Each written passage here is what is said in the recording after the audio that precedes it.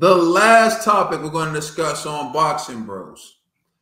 If Subriel Matias stops Liam Paro in Puerto Rico, would that make him the man to beat at 140? As we know, Devin Haney got cooked by Ryan Garcia.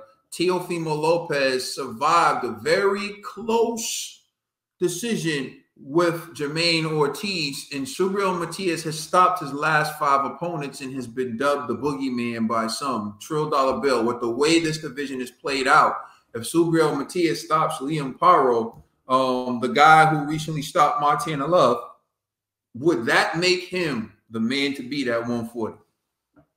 He already is the man to beat at 140. He made himself the boogeyman at 140. The way that these guys are responding and acting towards him, they was acting like he didn't exist. You know what I'm saying?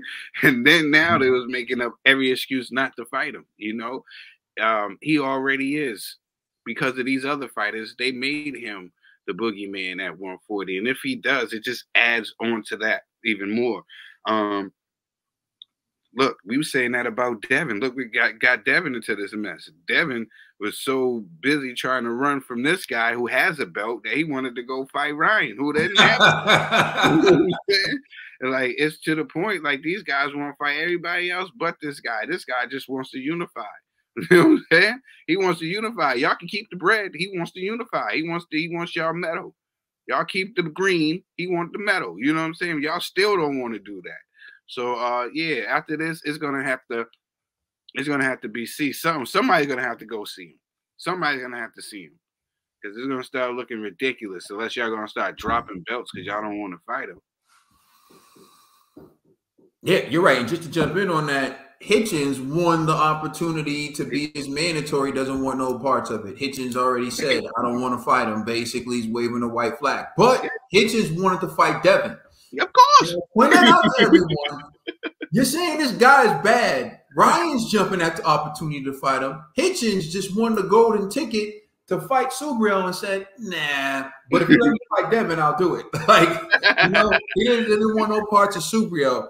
Then they asked Keyshawn Davis, who he thought the best at 140 was. He called out Teofimo Lopez after his fight with Jermaine Ortiz, but he's saying Subriel's the best at 140.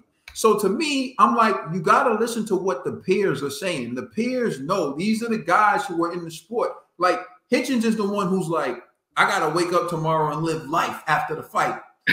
Give me Devin. You understand? So people try to build Devin up. Even Devin, when he was like, I'm the one who bullies the bullies. I might have to step up and fight. I might have to step up and fight Subriel. And I kept telling people he's capping. He's capping. He's lucky that he was in the ring with Ryan that night and not Subriel. So Teofimo Lopez. Again, I think Teofimo Lopez is the man who beat the man on paper. On paper, I will give Teo number 1 because he's the man who beat Josh Taylor. So if you ever ask me to rank a list, I'm going to make Teo number 1. But if you ask me who's the most dangerous guy at 140, who's the guy who has the clout, who's the guy you got to beat Subriel. So I don't think anyone looks at the 140-pound division and is like, yo, Teo's that dude to beat. Teo was lucky to beat Sandor Martin. Teo was lucky to get the decision against Jermaine Ortiz. Like, come on, we got to keep it real. So I don't think anyone looks at him like, yo, he's indestructible and he's that difficult. Devin Haney got dropped like 5 times by Ryan, if we really want to be real about it. Got saved by the ref and couldn't stop the left hook to save his life. I don't think people are even looking at Devin as a real champion. Devin Haney was dubbed the email champion, and he's currently the paper champion.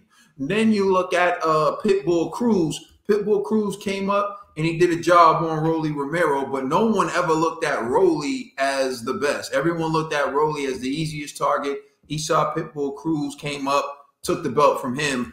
I don't think people are looking at Pitbull Cruz like the best. But you have Subriel Matias stopping his last 5 opponents, all of which were undefeated. And Ergashev, to me, would have given every single 140-pounder problems on this list, and Subriel stopped him. And to me, that was a very impressive win.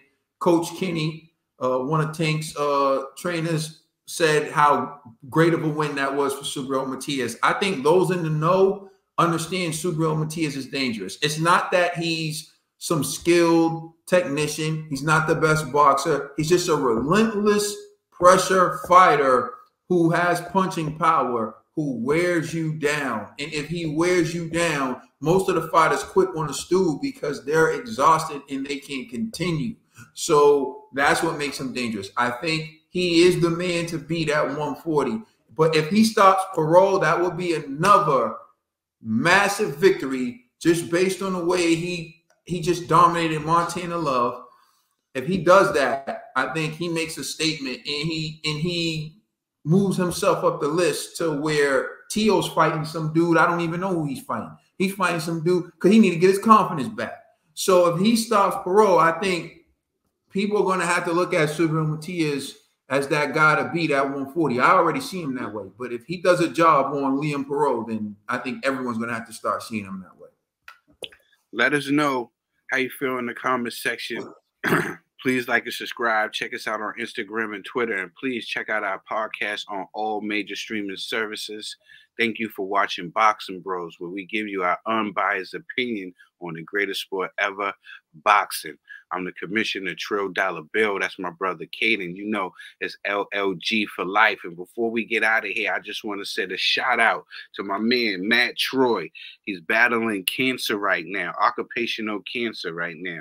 That's because he was a firefighter, a real hero, and he caught cancer due to that. So I want all of us to send our prayers out to him because he is a true warrior, a true fighter. And there's much love, much respect from us here at the Boxing Bros.